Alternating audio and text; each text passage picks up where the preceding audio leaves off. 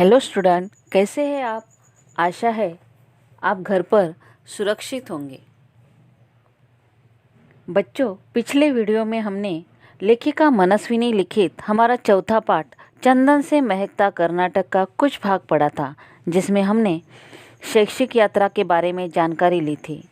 छात्र अपने अध्यापक के साथ शैक्षिक भ्रमण के लिए कर्नाटक जाने के लिए स्टेशन पर आते हैं।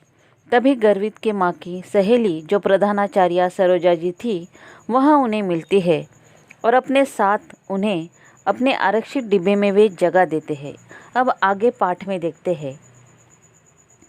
ट्रेन चलने ही वाली थी। हम सभी डिब्बे में अपना सामान व्यवस्थित करके बैठ गए। गाड़ी ने सरकना शुरू ही किया। धीरे धीरे स्टेशन पीछे छूट गया।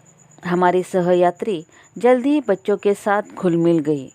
जब भी हम किसी अनजान व्यक्ति के साथ भी चलने लगते हैं तो भी उनसे जान पहचान करके कुछ न कुछ बातचीत अवश्य कर लेते हैं। उसी तरह से सरोजा जी भी इन बच्चों के साथ घुल मिल कर बातचीत करने लगी थी। यह जानकर कि हम शैक्षिक भ्रमण पर मैसूर जा रहे हैं, उन्होंने पूछा, आप लोग वहाँ के बारे में क्या जानते हैं। फव्वारों की ठंडी फुहारें, मानव निर्मित छोटे छोटे झरनों का कलकल करता स्वर, संगीत के साथ झिलमिलाते सतरंगी उजाले, जुगनू से चमकते नन्हे नन्हे बल्ब और चंदन की सुगंध से महकती हवा वाला वृंदावन उद्यान क्या पूरे भारतवर्ष में और कहीं मिल सकता है। यह मनोज का स्वर था। सरोजा जी हंस पड़ी और बोली, तुमने वृंदावन उद्यान का बड़ा ही सुंदर वर्णन किया है, पर कर्नाटक प्रांत में और भी बहुत कुछ है। हरे भरे उद्यान, खुले विस्तृत मैदान, शांत बहती नदियाँ और मनमोहक पहाड़ियों को देखकर लगता है कि प्रकृति ने इस भूमि पर अपना खजाना दोनों हाथों से लुटाया है। नैसर्गिक सुंदरता, सांस्कृतिक भव्यता, वैभव संपन्न कोलार की पहाड़ियों के साथ ही यहाँ के ऐतिहासिक स्मारक भी पर्यटकों को अपनी ओर खींचते हैं। विजयनगर के राजाओं ने 100 वर्ष से भी अधिक समय तक कर्नाटक पर राज्य किया। राजाओं के समय की शोभा तो अब नहीं रही, परंतु उस काल के भग्नावशेष बताते हैं कि तुंगभद्रा नदी के तट पर कभी मानव कौशल और कलात्मकता के अनेक स्मारक थे।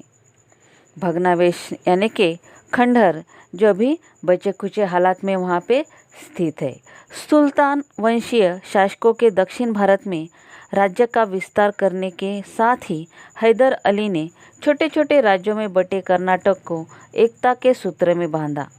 उनके पुत्र टीपू सुल्तान के समय में राज्यों के इस समूह को मैसूर नाम दिया गया। आपको तो मैसूर ही नहीं, कर्नाटक के बारे में भी बहुत ज्ञान है। अक्षत ने आश्चर्य से आंखें घुमाते हुए कहा, मैं कर्नाटक से ही हूँ। हमारी सहयात्री ने कहा, फिर तो इस प्रांत के बारे में और भी बताइए ना।